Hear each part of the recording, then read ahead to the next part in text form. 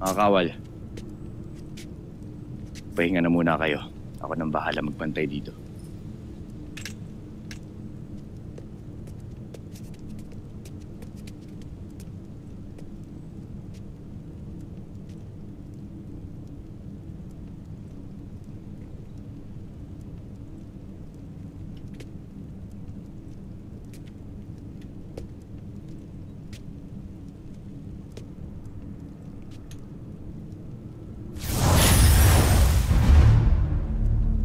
Hindi ka rin ba makatulog sa Pirian?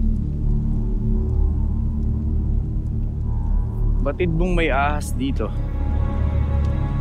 Kaya papaano ako makakatulog, Eren? Kung gano'n bakit hindi ka na lamang sumama kay Amihan kanina?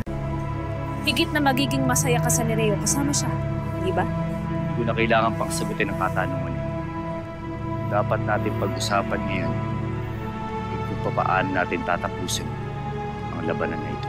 Matatapos lamang iyon kung may isa sa ating susuko. At hindi kami yung Pirena. Kung gano'n huwag kayong aapak o lalagpas sa panig na aming sinasakupan. At gano'n din kami sa panig na inyong kinaroroonan. Tignan natin kung sinong unang mapapagod sa atin. Nitiyak sa'yo, Pirena. Hindi kami yan. Lalo't kami lang naman ang may karapatan na manatili rito. Hindi ako magtataka kung bakit ayaw mong isuko ang wasak na kahariang ito.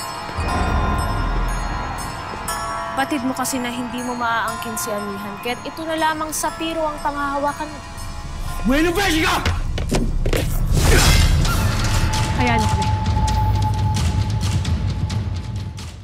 Tila mainit ang iyong ulo. Marahil ay may katotohanan ang aking mga sinasabi.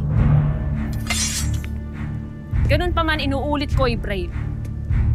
Huwag kayong susugod sa aming panig nang sa ganon ay maiwasan natin magkalagasan ng mga kawal. Tayo na! Shneya.